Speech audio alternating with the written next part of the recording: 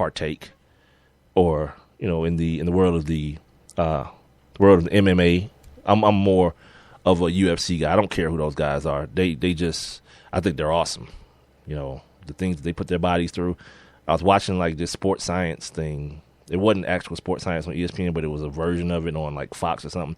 And we're talking about how these dudes actually callus their bones to make their bones harder. They like take blows to their bones in order to make their bones callous and harder, so that they could absorb, some of the blows that they receive during these matches. Like the training for this for the UFC and these mixed martial artists is something like, out of this world. Like it's something that you're not gonna get your boy to even barely touch.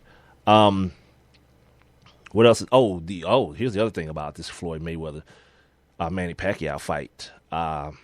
After that first rush, as far as the tickets were concerned, the tickets that initially went on sale to the public sold out in like 60 seconds, and then the secondary people like the StubHubs of the world got a hold of the rest of them. But problem is these prices are starting to go down now because they're being left.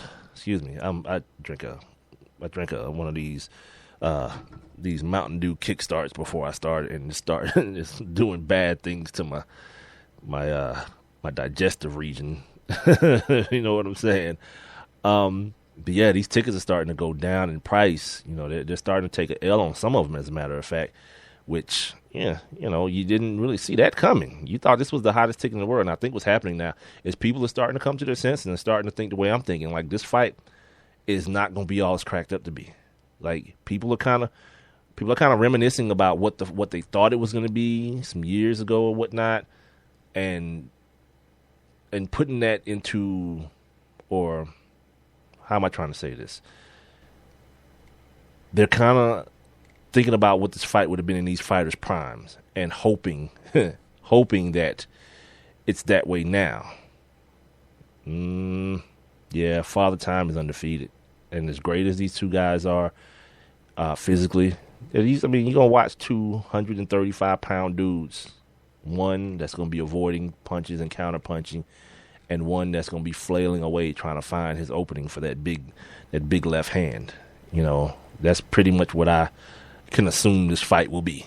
It's not going to be Hagler and Hearns, or one of those like toe-to-toe, we're going to duke it out and just punch the hell out of each other for 15 rounds until the referee just says, you know what, you dudes are crazy, no one wins. Tie, or what is it in boxing, a draw. So yeah, now a lot of these people are getting stuck with these tickets. These secondary brokers are getting stuck with these tickets, and the ones that they're selling them, they're trying to like package them together and selling them for a loss. Minus the fees or whatever, selling them at a loss. Some of them, that's a tough way to roll. Maybe day of, the excitement picks back up here on tomorrow, and they can get rid of them. But I don't know.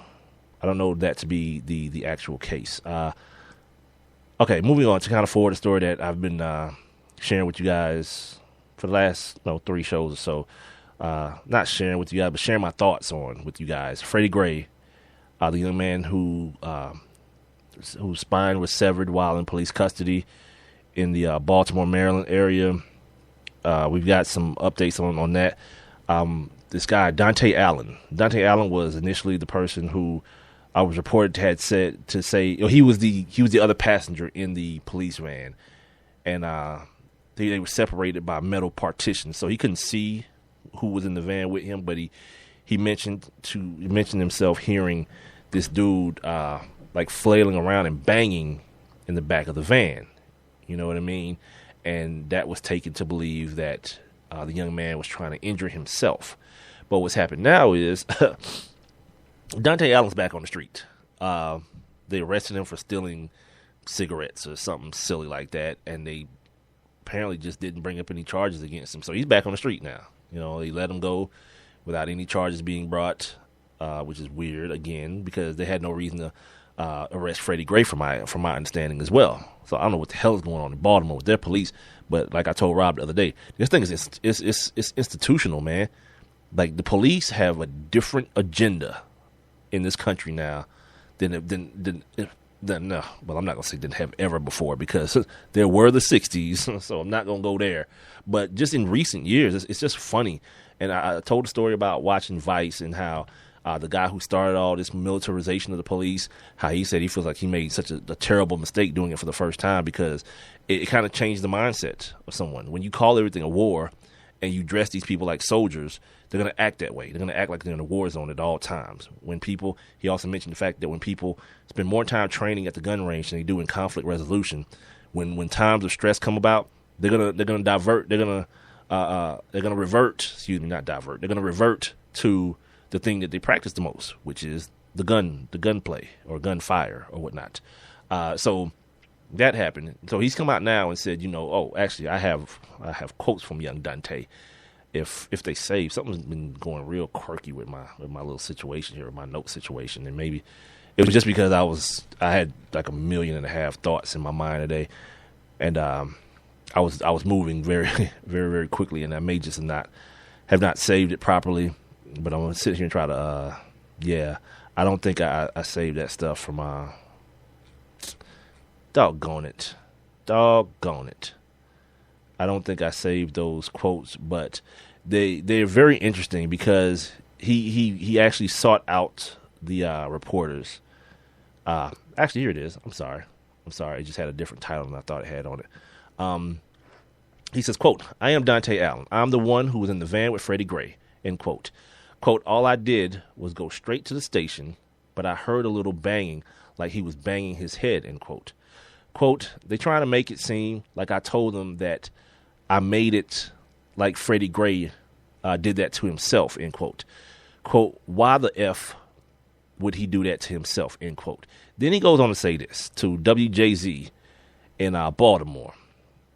Quote, "I had two options today, right? Either come out and talk to y'all and get my credibility straight with y'all and not get killed," end quote. Quote, "or not tell a true story." Like, this is the part that makes me think, because his first story was that the dude was back there being erratic and banging around back there, that they weren't, because the first thing the police asked was, okay, if we was giving this dude the bumpy ride, the quote unquote bumpy ride, there was another guy in the van. Why wasn't he injured then? So, and I think I feel like that's a valid question. If it's two dudes in the van and one dude in the, severing his spine based on this bumpy ride situation, what about the other dude? He didn't have a mark on him, but then to continue forwarding the story, and trust me, for all you, why isn't he talking about sports? It's called the Sports King. We're going to get to the sports, dumbass, but there are other things that are, pressing in this country as well, other than, your favorite baseball team being on a 3-game losing streak or something stupid like that. The other thing that happened today is that gotta find it, I'm sorry. The Baltimore State Attorney, Marilyn Moore, I'm gonna let you guys hear what she had to say about, they did determine Freddie Gray's death to be a homicide. But I want you to hear the announcement from one Marilyn Moore on the courthouse steps today, I believe. Investigators from my police integrity unit were deployed to investigate the circumstances surrounding Mr. Gray's apprehension. Over the course of our independent investigation in the untimely death of Mr. Gray, my team worked around the clock, 12 and 14-hour days, to canvass and interview dozens of witnesses, view numerous hours of video footage, repeatedly reviewed and listened to hours of police videotaped statements, surveyed the route, reviewed voluminous medical records, and we leveraged the information made available to us by the police department, the community, and the family of Mr. Gray. The findings of our comprehensive, thorough, and independent investigation, coupled with the medical examiner's determination that Mr. Gray's death was a homicide, which we received today, has led us to believe that we have probable cause to file criminal charges.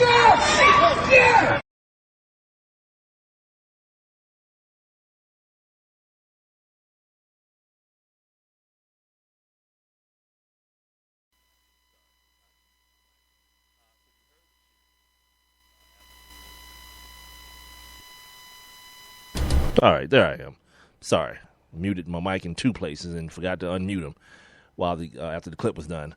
So you heard the cheering after she was done giving her statement. And by the way, if you can't tell, she is a sister and a young sister as well. And this is one of those like I noticed all these little things, and this type of thing that people build political reputations on.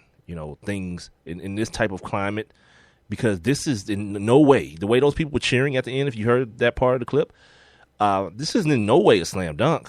She's going to attempt to prosecute 6 police officers. Now I don't know what these police officers' history is as far as their involvement in situations like this, but to prosecute all 6 of them that had 2 separate, like 3 of them were the arresting officers, if I'm not mistaken, and 3 were the transporting officers.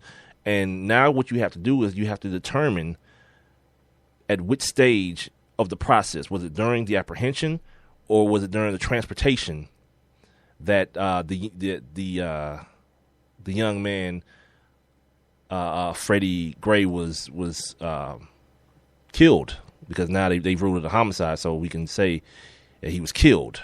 We can officially say he was killed. Let me say it that way.